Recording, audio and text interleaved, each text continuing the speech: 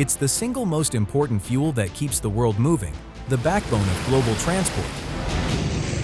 And its demand only grows as more engines hit the road. Getting its raw material out of the earth is a dangerous and high-stakes business. With turning that raw sludge into the fuel that actually powers your car involving some seriously advanced refining. Let's trace its remarkable journey from miles underground, all the way to the pump. You've likely already heard that gasoline comes from crude oil, or if you hadn't, consider yourself caught up. But what exactly is crude oil? It traces back nearly 200 million years, when ancient algae and plankton died off, sank to the seafloor, and were slowly buried under tons of mud, sediment, and rock. Over millions of years, the crushing pressure and intense heat deep underground slowly cooked that organic soup into a thick and dark muck we now call crude oil, or petroleum. This prehistoric residue now sits at the heart of global trade because it can be turned into an enormous range of energy products, with gasoline taking the biggest slice thanks to our dependence on constant mobility. Gas prices are in constant flux because they reflect far more than the cost of crude. Every gallon carries the cost of finding the oil, drilling through miles of rock, pushing it through pipelines, refining it, and delivery. That's why prices can spike, even when crude itself doesn't. And all of that effort begins with one essential step: the hunt beneath our feet.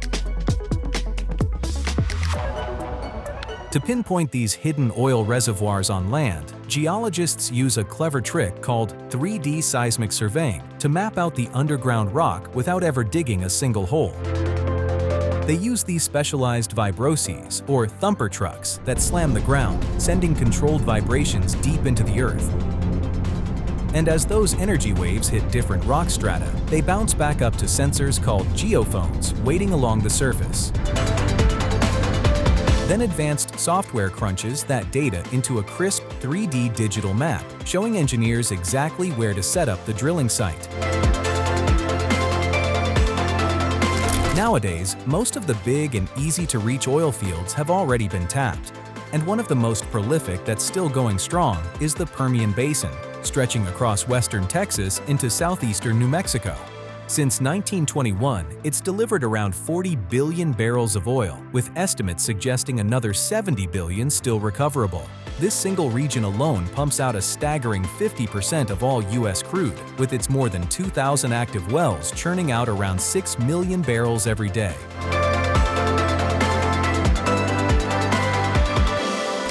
Getting that black gold out of the ground starts with setting up a mobile drilling rig, something a well-practiced crew of roughnecks can have ready in as little as 48 hours.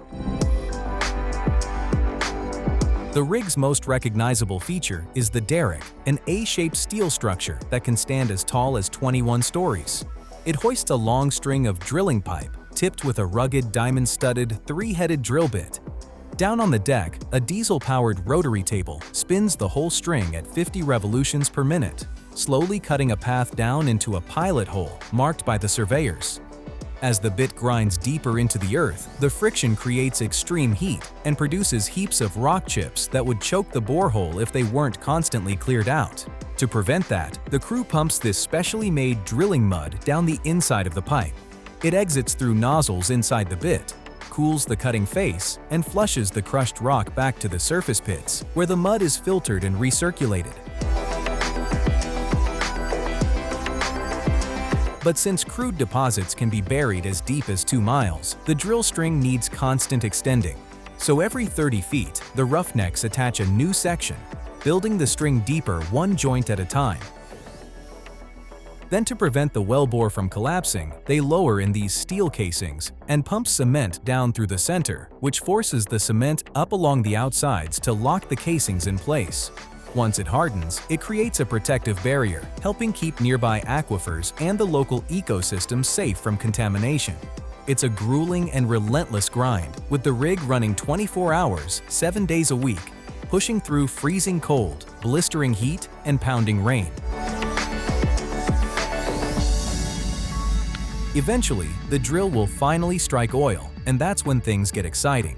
At first, the reservoir's natural pressure is often strong enough to force the crude upward through perforations inside the pipe and push it to the surface without any help.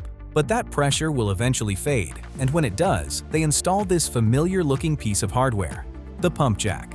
The pump jack converts the steady spin of its giant flywheel into a slow, nodding rhythm that drives a pump deep underground, and with every stroke, another slug of crude is pulled up to the surface. From the wellhead, another pump feeds the oil straight to a sprawling pipeline network of more than 2.5 million miles crisscrossing the country. This underground system is incredibly fast and cost-effective because it eliminates the need for thousands of tanker trucks, making it the safest and most efficient way to move all those barrels. And one of the busiest corridors connects over 700 miles from the Permian Basin straight to the Gulf Coast, where some of the world's largest refineries take over, churning out close to half the nation's gasoline.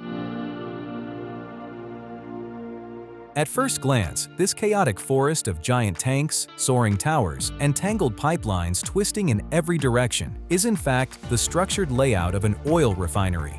Every day, it can transform over 650,000 barrels of that tarry sludge into not only gasoline, but diesel, jet fuel, motor oil, and a host of other petroleum-based energy. After arriving through the pipeline, the crude gets queued inside these storage tanks, with some large enough to hold 21 million barrels. To kick off the refining, the crude is drawn from storage and sent through this blistering furnace, where it's heated to 700 degrees until it fully vaporizes into gases. That boiling gas is then poured into the bottom of the refinery's tallest structure, the Distillation Tower. And just like steam escaping boiling water, it rises and gradually cools. Inside the tower are tiered levels of perforated trays, each holding a shallow layer of liquid that's kept slightly cooler than the boiling point of the vapor it's trying to catch. Bubble caps on each tray directs the vapor through this liquid, so when the hot gas hits that slightly cooler liquid, it instantly condenses. Any vapors that are still too light to condense simply slips through the caps, rising to the next cooler tray, naturally splitting the crude into its various fractions as it climbs. At the bottom sits the heaviest semi-solids, like tar used for asphalt. Above that are lubricants like motor oil, then diesel, kerosene or jet fuel, naphtha, with the second to lightest fraction, gasoline, collecting at the very top. All in all, gasoline accounts for roughly 46% of a typical barrel of crude that works out to about 19 gallons per barrel. Although it's technically gasoline, what's siphoned off the top of the tower isn't something you'd want in your fuel tank. That raw liquid is called straight-run gasoline, and its octane rating is a measly 50 to 60. If you ran this stuff through a modern engine, you'll quickly get violent shuddering and a metallic rattling sound called engine knock or pinging. Engine knock happens when the fuel-air mixture inside the cylinder spontaneously ignites on its own before the spark plug ever fires. And before the piston reaches the top of its stroke, that can literally tear an engine apart. This happens because straight-run gasoline has too much heptane and not enough octane. In layman's terms, it's too eager to ignite under pressure. Between the 1920s to mid-70s, refineries fixed this by mixing in a chemical called tetraethyl lead to boost the octane. It worked remarkably well, but it also spewed toxic microscopic lead particles out of tailpipes, contaminating roadways, topsoil, and entire cities. Once scientists linked that pollution to widespread lead poisoning, the government stepped in to phase it out, which led to a clause in the 1990 Clean Air Act that officially banned leaded gasoline at the pump by 1996.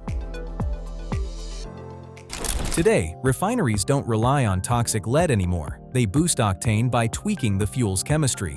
First, they take that 50-ish octane straight-run cut and divide it into two upgraded blend stocks, one for regular and one for premium. To create the regular, they reboil the straight run again to split it into heavier and lighter portions. The heavier portion goes to a catalytic reformer, where high heat and platinum catalysts reshape its weak, straight molecules into tight ring structures with much higher octane. The lighter portion goes to an isomerization unit, which uses lower heat to rearrange its straight-chain molecules into branched versions, adding a smaller but valuable octane gain. By blending those two streams together, they land at a stable 84-octane regular base stock. Then later at the distribution terminal, they mix in about 10% ethanol, bumping it up to the familiar 87-octane you see at the pump. Premium follows the same path through those reactors, but under hotter temperatures, more pressure, and longer contact time, pushing its base stock up to 90-octane. Before that same 10% ethanol addition raises the final blend to 93. So why do they stop at 84 and 90 octanes when they can just keep going to 87 and 93? The answer ties back to the Renewable Fuel Standard, a federal policy that obligates a certain amount of biofuel, mainly corn-based ethanol, to be blended into the nation's gasoline. Since ethanol boasts an incredibly high octane of 113, refineries intentionally stop early and let that mandated splash of ethanol do the rest of the job. And here's some food for thought: the refinery doesn't actually manufacture mid-grade gasoline. If you select the mid-grade option at the pump, the machine simply mixes roughly 65% regular and 35% premium in real time as you fill up.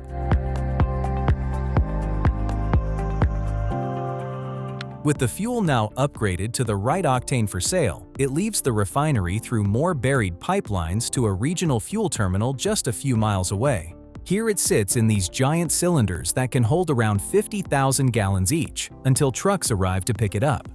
This terminal is where those familiar silver tanker trucks get loaded for the trip to your local station. And it's a careful process too. Unlike topping off a car, one slip here can be disastrous. The metal trailer can accumulate static electricity, so the first step is always to connect a grounding cable, tying the truck to earth, and then attach a vapor recovery hose to pull in any fuel vapors that might otherwise spark. Only when everything is safe and secure do they open the valves and load about 9,000 gallons of fuel into the trailer. The tanker's interior is divided into multiple compartments called bulkheads, which let the driver carry different grades in a single trip. This is also where the final touches happen. Roughly 10% of that mandated ethanol is mixed in at the last second to achieve the 87 and 93 octanes, along with any specific detergents and additives that give each brand its own recipe. When the compartments are full, the tanker heads out to deliver. At the gas station, the driver hooks up the hoses and tops off those 20,000-gallon underground tanks, wrapping up a journey that began hundreds of millions of years ago and quietly ends every time you fill the tank. Do you think alternatives like hydrogen, ethanol, or electricity will ever fully break our reliance on gasoline? Maybe someday, but for now at least, across highways and cities alike, gasoline still reigns supreme. Thanks for tuning in to Made Vision. We'll see you next time.